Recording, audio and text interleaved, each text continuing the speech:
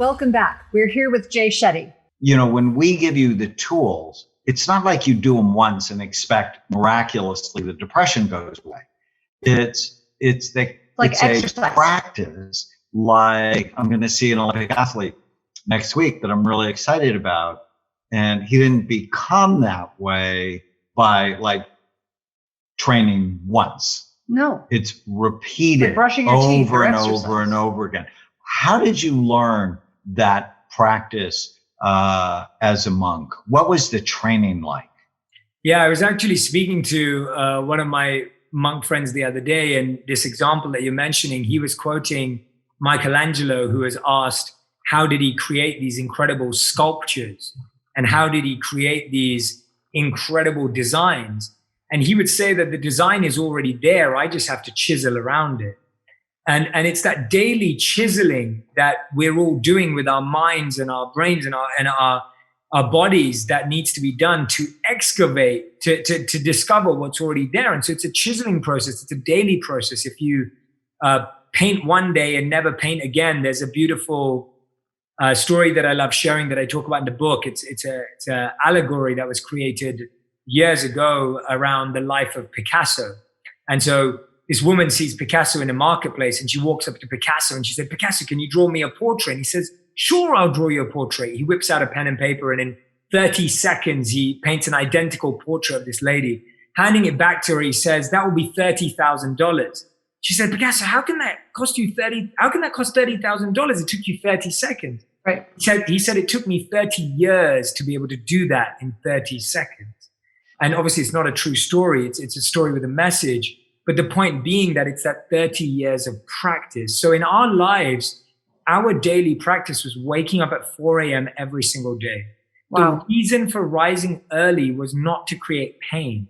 The reason for rising early was that there was less traffic in your mind. Yes. So if you look at the traffic on the road, if I'm trying to drive to your home at this time when we're nearly approaching noon right now when we're recording, the traffic is nearly growing to its highest point.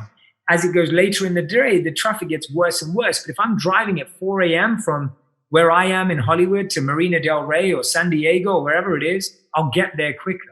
So the access point to calm your mind in the morning is much more prominent than it will be as the day gets busier. So that's one thing.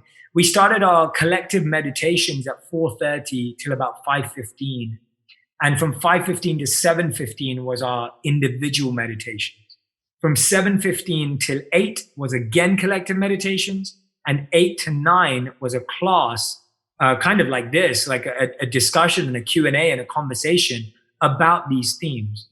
Then from 9 a.m. onwards, after breakfast, our days were different. But the point was, every day you started by putting on your armor. Mm-hmm. You started by putting on your shield. You started by, what you said, you don't just show up on fight day, Tanner, in your book that, Daniel was just mentioning.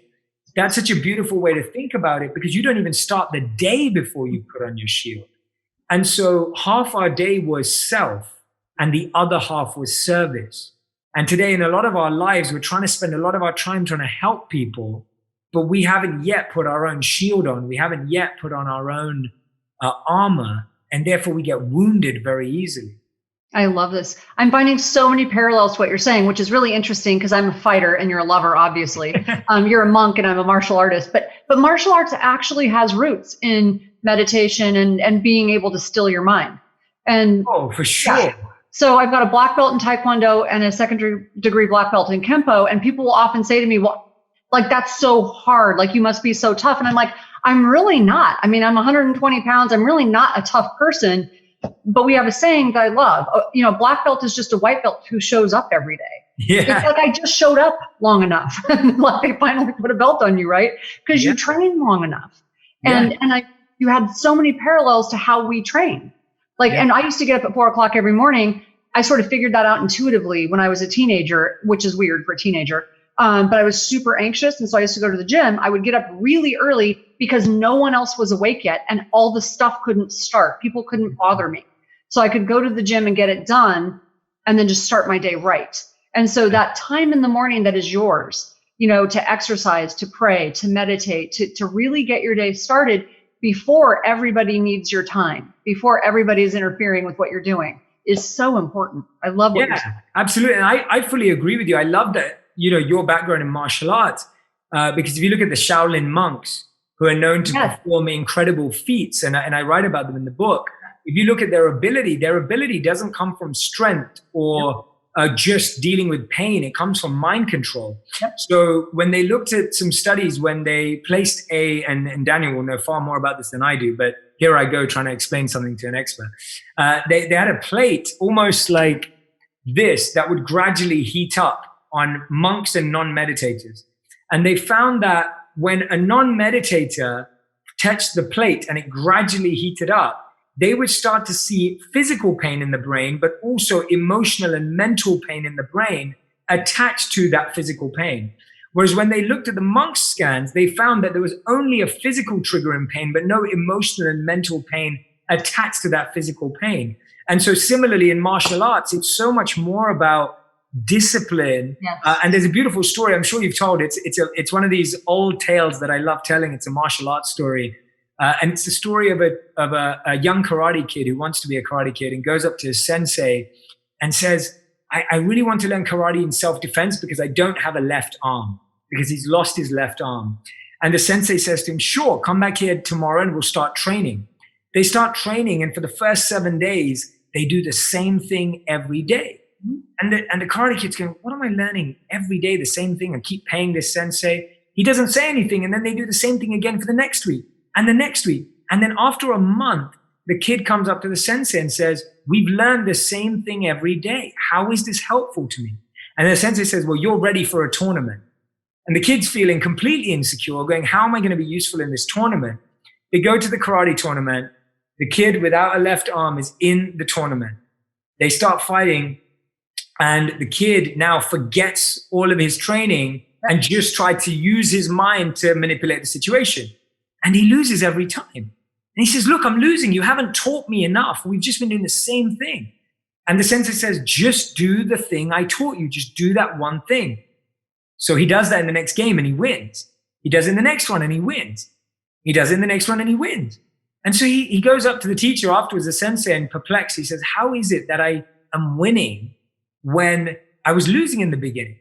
And the sensei says, because if anyone wants to counteract that one move, they'd have to grab hold of your left hand. Oh, I love it. And you don't have one. So I taught you the only move that no one can counter. I love it. And it's a beautiful story that I love sharing, because it reminds us that sometimes in meditation or in our good habits, it's like Dr. Daniel Amen will keep saying every day, take this, do this, take this. You said the same thing every day. But the funny thing is, it's the day that you don't do it that you feel the lack. And sometimes that's how we learn if habits are good for us. I know the difference when, like, we all eat every day. You feel the difference when you don't eat. Yes. You don't notice it when you're eating every day. When you eat every day, you feel full every day and you don't realize what that sensation feels like. But if you skip a meal or you skip a day of eating, you will feel different. And that's what good habits are like. You only feel their benefit when you stop doing them. Yeah. And likewise, for those of us that eat really clean, when you don't eat clean, you feel it. We had to practice in our house. We practiced gratitude when this pandemic first hit and we were out of town. I came home and I'm a sort of a prepper. So I had lots of stuff here, but I went to the store and all the stuff I would normally get was not there.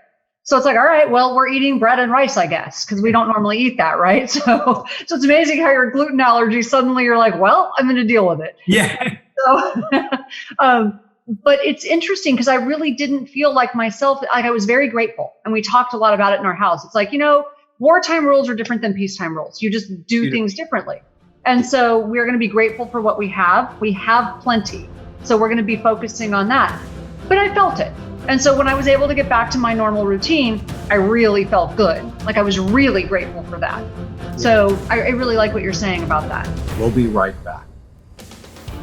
If you're enjoying the Brain Warriors Way podcast, please don't forget to subscribe so you'll always know when there's a new episode. And while you're at it, feel free to give us a review or 5-star rating, as that helps others find the podcast. If you're considering coming to Amen Clinics or trying some of the brain healthy supplements from BrainMD, you can use the code podcast10 to get a 10% discount on a full evaluation at amenclinics.com or a 10% discount on all supplements at brainmdhealth.com.